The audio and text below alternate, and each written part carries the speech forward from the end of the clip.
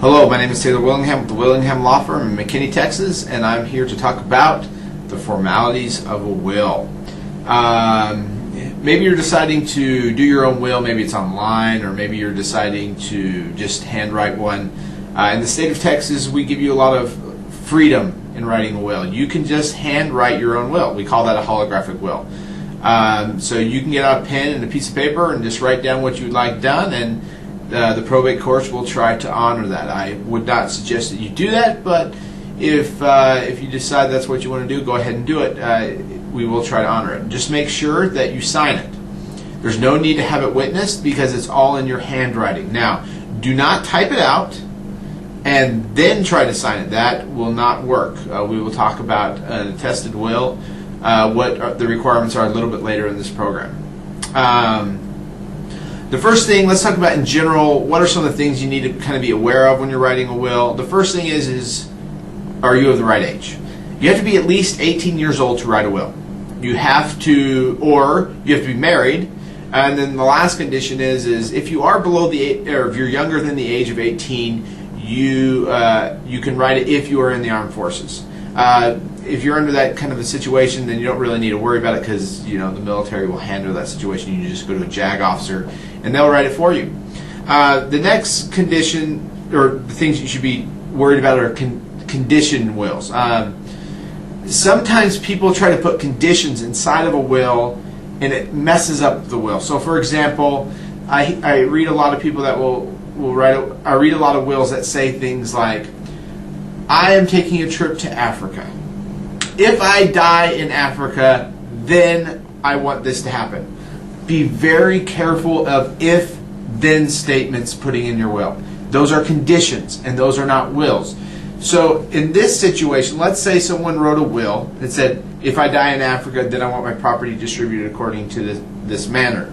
If you do that, then the court might consider it a condition that you had to pass away in Africa. So let's use the example, they go to Africa, they come back, years later, they pass away, and now the kids try to probate that document. The court might say that is not a will, it was conditioned upon them passing away. Some courts might say, no, what they really were trying to say is the reason why they were writing the will was because they were going to Africa. So in other words, their motive, or what induced them to write the will. Those are very different. And so if your family falls, or if you have a document like that and you're trying to probate it, you might be able to overcome the objections. So when you're writing your will, stay away from if-then statements unless you want them inside the will.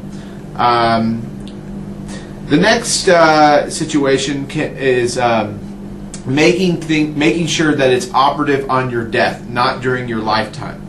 So let's say we have Jim. Jim writes what he thought was a will. He said, I would like for the next 5 years, every month, $200 to be paid to Kevin. And then the next month, he passes away. So for the 4 years and 11 months, does Kevin still get payments? Probably not. We're going to consider that not a will. We're going to consider that a contract. And in all reality, it's not going to even be considered a contract. It's probably going to be considered a gift because Kevin didn't give anything to Jim.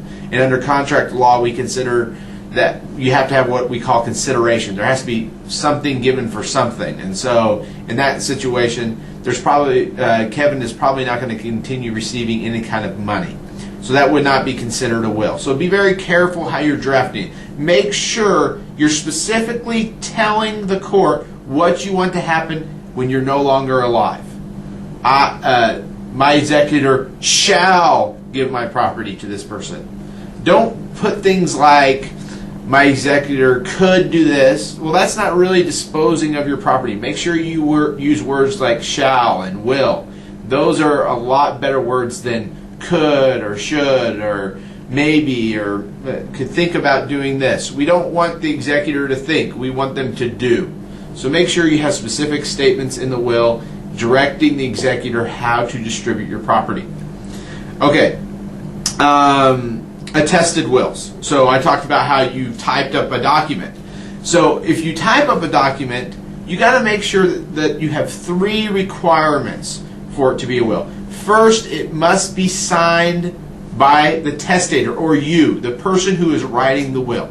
The testator must sign the document. Number 2, it must be witnessed by someone that is at least over the age of 14 and is credible. And then the last requirement is the witnesses must sign in the presence of the testator.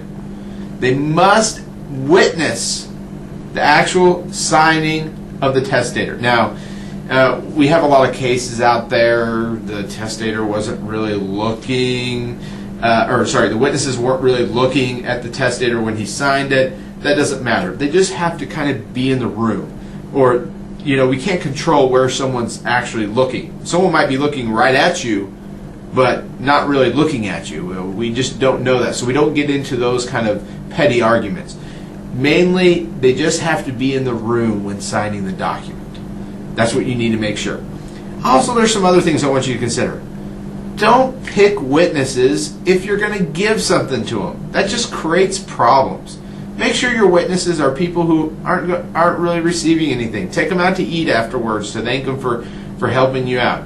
We don't want, you've disinherited your daughter and your son is the one who witnessed the will with your best friend Jeff, and Jeff has now passed away, and all who's left is your son, and now your son has to testify why he should get all the property. That creates all kind of problems. Don't do that.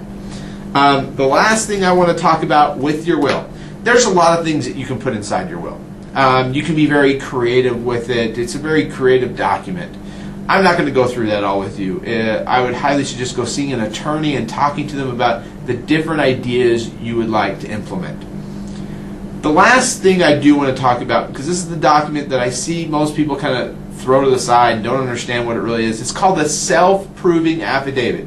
Maybe you went online and got a will, and at the end of it is a self-proving affidavit. What is that? What is that thing? What is it doing? The self-proving affidavit is meant to help your witnesses. One day you will die. And when you have passed away, people might fight the legitimacy of the document that you have called your will. Your sons, your daughters, they might decide that they don't like what you have said.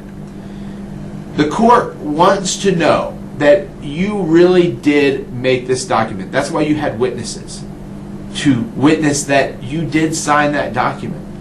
And so the court, if they can't prove that this really is your will, they're going to call one of those witnesses to come back to court and testify that they really did see you sign the will.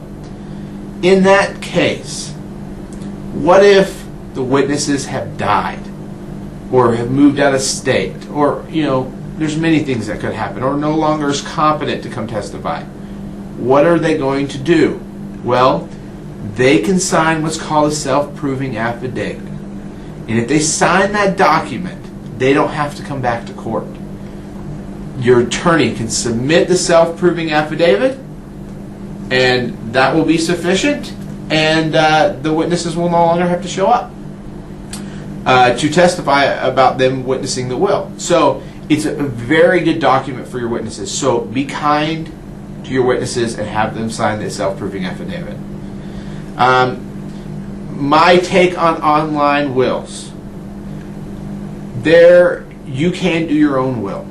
There's nothing in the law that requires an attorney to draft your documents.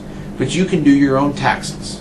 You can do a lot of things on your own. You can actually diagnose yourself. You can go online and go to WebMD and try to figure out what's wrong with it. You can do almost everything for yourself. You can build your own beds. But there's a reason why we pay professionals to do it, because it causes us a lot of headache. Drafting your own will be a nightmare. I'll give you a few examples of people who've walked in my will with their own drafted wills. One was distributing more than 100% of their property. This is a problem. You only own 100% of your property. You don't own 110%. He left 60% to his son and 60% to his daughter. That's 120%. I imagine when he was writing up the document, he just didn't really realize what he was doing. That creates a problem. Now, in that situation, it was easy to rectify because it was, we believe he intended 50-50. That's what he was really trying to say. Or you could be like the nice old lady who at 90 years old had her two brothers who were older than her witness her will and had no self-proving affidavit. And then she passes away and the will's challenged and there's no witnesses to come and testify that they saw her sign. It would have been helpful if she would have had a self-proving affidavit. There was a self-proving affidavit printed out from the online form. The only problem was she didn't know what that was, so she just threw it away. Or you could be like the guy who didn't have enough ink toner and printed off his will and assumed that they were going to just go online and fill in the blanks after he signed the will. There are a lot of problems that come when executing your own will. My encouragement to you, spend the money to pay an attorney to draft the document for you. You only have to do it once in your lifetime. Be responsible. Make sure your family is taken care of, because they will fight over things if you do not take care of it now. This is my advice. If you have any questions, please email me at taylor@taylorwillingham.com, or you can call me at 214-250-4407. I'll be happy to answer any of your questions. Thanks and goodbye.